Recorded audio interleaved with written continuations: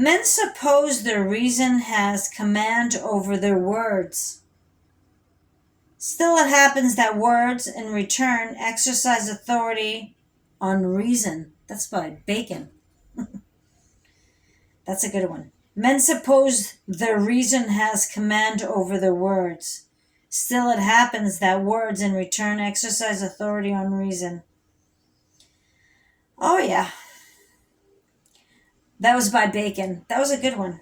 A man cannot speak, but he judges and reveals himself with his will or against his will. He draws his portrait to the eye of others by every word.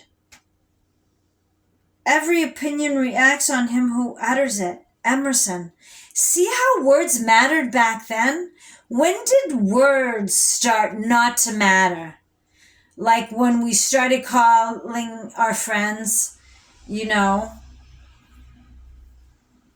badasses?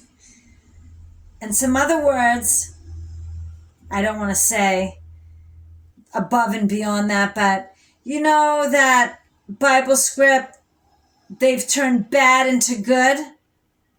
This is gotta go.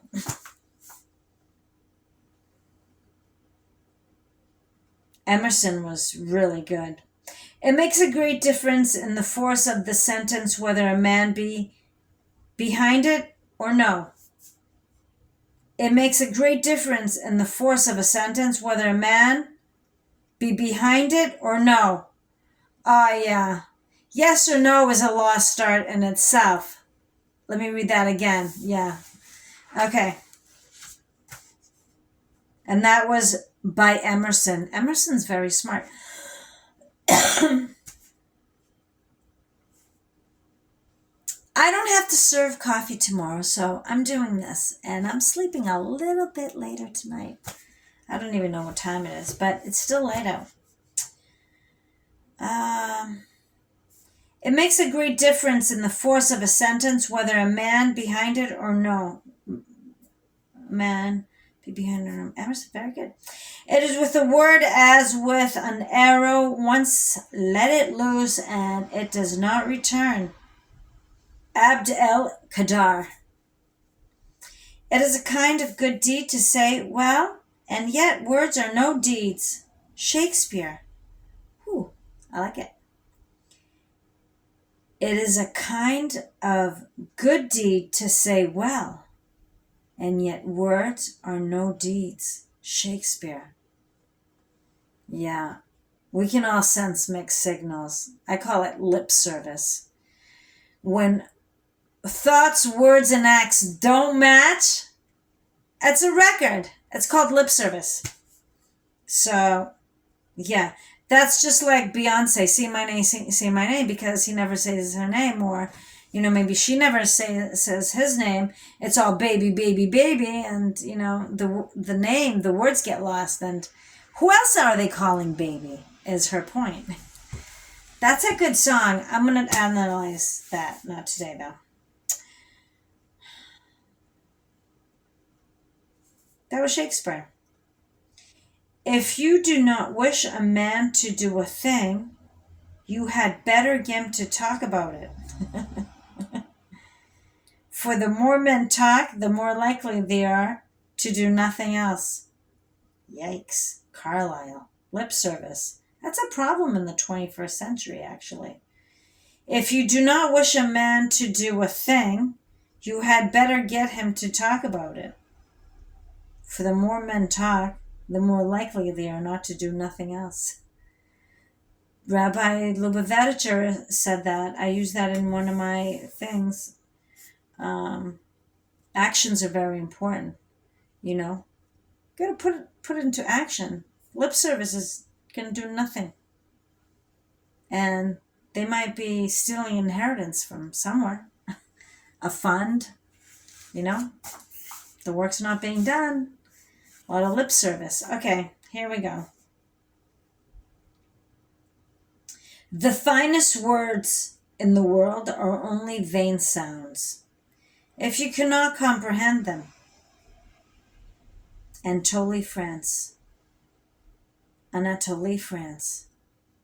Let me see. The finest words in the world are only vain sounds, if you cannot comprehend them.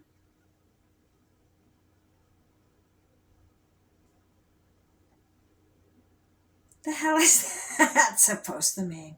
I'm going to have to analyze that one. Let's say that one again.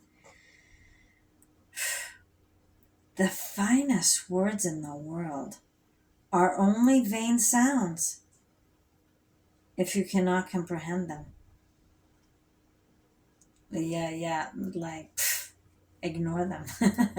Like, I don't understand. I don't understand. That's not good either, though. But whatever.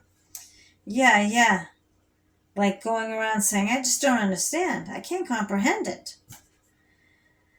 The finest words in the world are only vain sounds, if you cannot comprehend them. I kind of like that. That's kind of cool. That's very creative, actually. Such little puny things are words in rhyme, poor feeble loops and strokes as frail as hairs. Christopher Morley. That was a good one. Such little puny things are words in rhyme, poor feeble loops and strokes as frail as hairs. That's very creative too. It's very creative. That was by Christopher Morley. Don't confound the language of the nation with long-tailed words in osity and action. This is a very old book. That was by J. Hookham Frere. 1,000 words will not leave so deep an impression as one deed. Ooh. Ibsen. That's a good one. 1,000 words will not leave so deep an impression as one deed. This is the last one.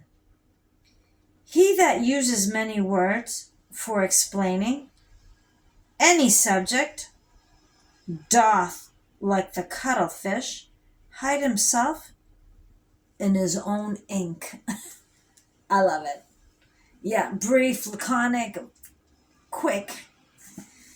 That's why, sometimes don't understand doesn't cut it. Okay, thank you so much. I'm going to use this too. Great.